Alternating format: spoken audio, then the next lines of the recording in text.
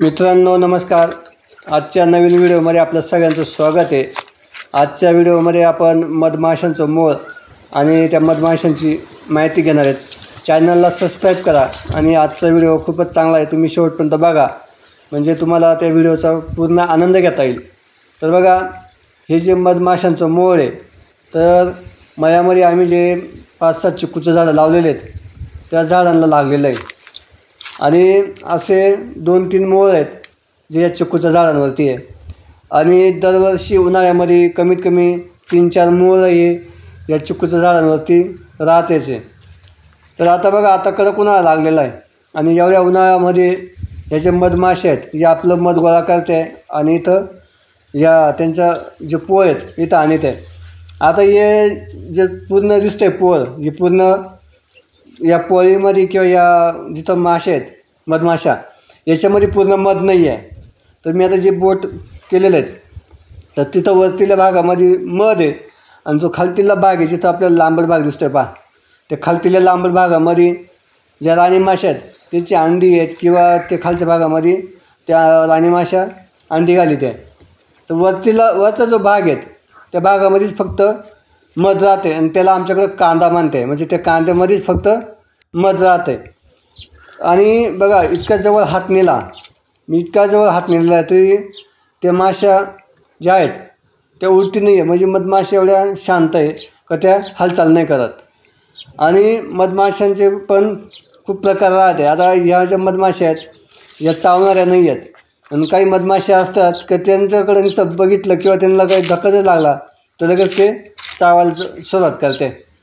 आणि आम्हाला दरवर्षीचा अनुभव आहे का दरवर्षी आमच्याकडं असे 4-5 मोळ हे तयार होते. बघा, जसं मी तुम्हाला म्हणलं खाली जो पोळी दिसते ती खाल्ली पोळी आहे, ती फक्त मधमाशाला अंडे घालीत आहे. तिथं मेनसुद्धा निघत नाही आहे, म्हणजे निघत आहे पण एवढं नाही की जेवढं कांद्यामध्ये मेन राहतं. मेन म्हणजे पहिल्या जुन्या बाया कुकू लावायच्या अगोदर ती मेन आटवायची, मेन तयार करायचे. ते जे मेन आहेत ते खालच्या पोळीमध्ये जास्त राहत नाही. तो वरचा जो कांदा आहेत म्हणजे जिथं मध आहेत त्या मधामध्ये ते मेन जास्त निघत आहे. आणि या मधमाशांच्या पोळाच्याच बाजूला एक घरटं होतं पक्ष्याचं. आता तो पक्षी कोणता होता हे पण आम्हाला बघायला नाही भेटलं, पण पक्ष्याचं घरटं आहे. आता तुम्हाला ते पूर्ण दाखवतं, म्हणजे ते घरटं त्यांनी कसं तयार केलं होतं पक्ष्याने. आता तिथं पक्षी पण नाही येत, म्हणजे घरट्यामध्ये पक्षी पण येत नाही कारण या मधमाशांमुळं तो पक्षी पण निघून गेलेला आहे. आणि हे जे पोळे आहेत ना हे आता वाढत चाललं आहे. म्हणजे पाहिलं मी 15 दिवसापूर्वी तो एकदम आपल्या हाताची मोठी जी राहते तेवढंच होतं आणि आज जर पाहिलं तर पूर्ण एक आपली प्लेट राहते मोठी, आपण त्याला ताटली म्हणतो, आमच्याकडे मराठी भाषेत ताटली म्हणते आणि सुशिक्षित शहरी भागात त्याला प्लेट म्हणते. एवढं मोठं ते मोळ तयार झालं आहे. तर बघा, आता हे जे घरटं दिसतं बघा तुम्हाला, कॅमेरा थोडा हलवलं तुमच्या लक्षात येऊन जाईल. तर बघा, हे जे आहे ना हे घरटं आहे पहा, हे पक्ष्याचं घरटं आहे आणि इथं पक्षी राहत होता आणि बाजूला मोळ तयार झालं आहे, म्हणजे मधमाशांचं घर तयार झालं आहे. आता खालून जर पाहिलं तर खाल्ल्या बाजूला मधमाशा कमी आहे आणि वरच्या बाजूला जास्त मधमाशा आहे. तर बघा, आता मी तुम्हाला आहे ना हात लावून दाखवतो, म्हणजे हात जरी लावला तरी ते हलत नाही आहे. आणि म्हणजे इतकं शांत मधमाशा आहे त्या का त्या हलती नाही, काहीच नाही, काही नाही. आता असं वाटतं का ते मध म्हणजे आपण असं हाताने खाऊ बुवा किंवा तोंडाने असं घेता येईल असं मध दिसतंय ते. तर बघा, आता मधमाशा आहे ना जास्त करून कुठं राहते. आता खूप जणांना असं वाटतं असं लोक बाबा चांगले फुलं असतील किंवा मोठा बाग असेल तर मधमाशा राहतील, तसं नसतंय. मधमाशा या तुम्हाला जास्त करून आपल्या उन्हाळ्यात बघायला भेटतील. ते आपण जिथं पाणी आहेत त्या पाण्याच्या भागात पाहायला भेटतात ते. तर बघा, आता मी तर हात लावितोय ना तरी ते मधमाशा म्हणजे जास्त उडतच नाही, म्हणजे फक्त त्या जागा करून तरी मी हात लावतोय ना, बघा हात लावला मी पोळीला आता, तर त्या उडल्या नाही आहे, तिने उलट जागा करून दिली बोट लावण्यासाठी.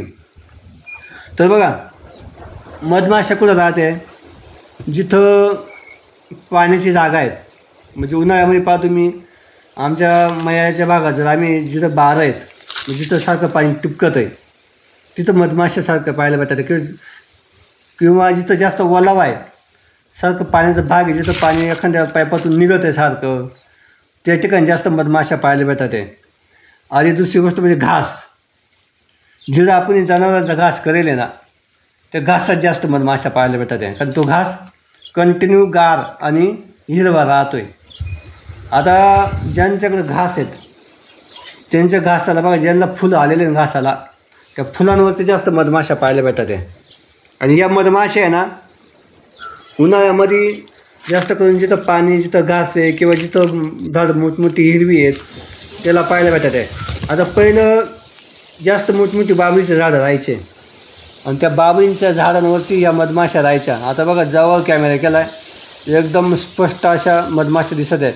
आता एवढा मोबाईल जवळ नेला आहे मी, मोबाईल जवळ नेल्यामुळं आपल्याला एकदम स्पष्ट अशी मधमाशी पाहायला भेटते. आता आपण फोटोत पाहतोय तर तशीच मधमाशी, आणि मधमाशा बा मोजतासुद्धा येणार नाही एवढ्या दाट बसेल त्याच्यावरती. एक म्हणजे इतक्या दाट आहेत. आणि त्याच्या जवळचं बघा, इथं खोपा होता बा बाजूला. तर बघा, पहिले ना मोठं असं बाबळीचं झाडं राहायचे आणि त्या बाबळीच्या झाडाला मूळ राहायचे किंवा कुपाटी आहे.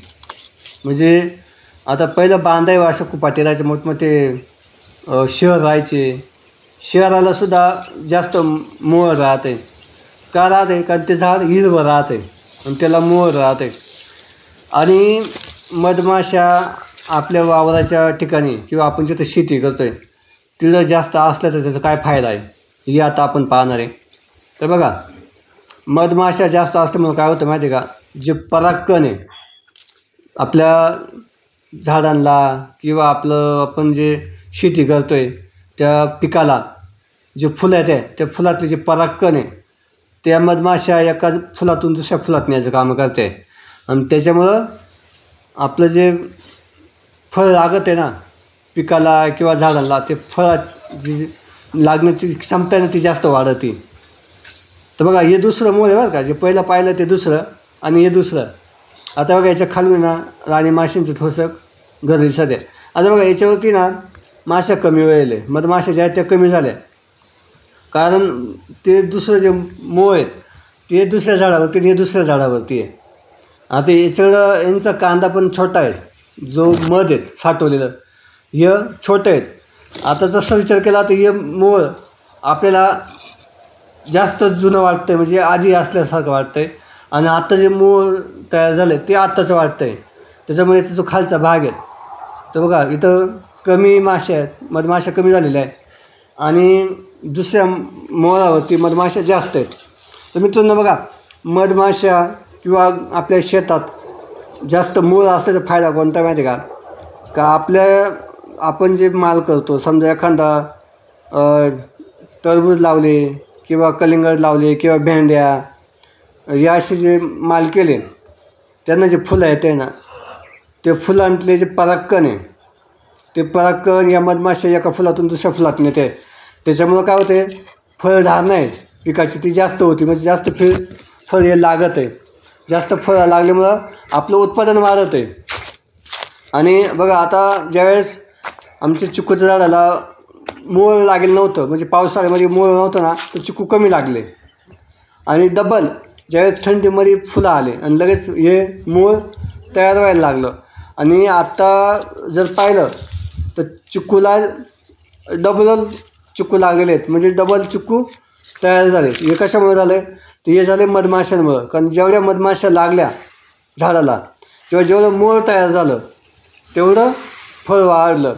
आणि आत्ता जर पाहिलं तर बघा, तुम्हाला व्हिडिओमध्ये पण दिसलं आहे आणि दिसत असेल की जे चिकू आहेत ते चिकू झाडाला वाढलेले आहेत. आता काही काही बारीक आहेत, पण फुल वाढलं त्याच्यामुळं चिकू वाढले. आणि हे जे काय झालं ते मधमाशांमुळं. आणि आत्ता या चिकूच्या झाडांजवळ आहे ना घास आहे, मग या मधमाशा काय करते, ते घासाचं जे आहे ते घासावरनंच बसतात. त्या घासाला जे फुलं वगैरे आलेले तिथलंच मध गोळा करते किंवा जे पाण्याची जागा आहेत तिथंच बसत आहे आणि तिथून मग ते मध गोळा करते. बघा, आता मी जिथं बोट लावून राहिलो तिथं तो कांदा आहे वरचा, म्हणजे वरचा भाग आहे ना इथं मेन मध आहे. आणि खाल्ले जो भाग होता तुम्हाला मग अशी दाखवला त्या खाल्ल्या भागात मध नाही आहे. तर मित्रांनो बघा, आपल्या शेतामध्ये किंवा आपण जिथं राहतो तिथं मोळ असणं खूप महत्त्वाचं आहे. आणि आता भरपूर शेतकरी या मधाच्या पेट्या लावित आहे किंवा मोळाच्या पेट्या लावित आहे. कशासाठी? का मधमाशा या तयार होण्यासाठी आणि आपलं शेतीचं पिकाचं उत्पादन वाढवण्यासाठी. पण तुम्ही झाडं लावा, झाडं तयार करा बांधावरती, आपल्या वावरामध्ये. तुम्हाला पेट्या लावायची गरजच पडणार नाही. मूळ हे आपोआप तयार होतील आणि जेवढं तुमचं शेत हिरवं राहील ना तेवढं मूळ जास्त तयार होतील आणि मूळ जेवढे तयार होतील तेवढं तुमचं उत्पादन वाढेल, तुमचं शेतीची भरभराटी ना ती वाढेल. त्यामुळं जास्तीत जास्त झाडं लावण्याचा फायदा हा पण आहे का आपलं उत्पादन कसं वाढवायचं आहे. तर आपलं उत्पादन हे ज्यावेळेस मूळ तयार होईल त्यावेळेस तुमचं उत्पादन वाढेल.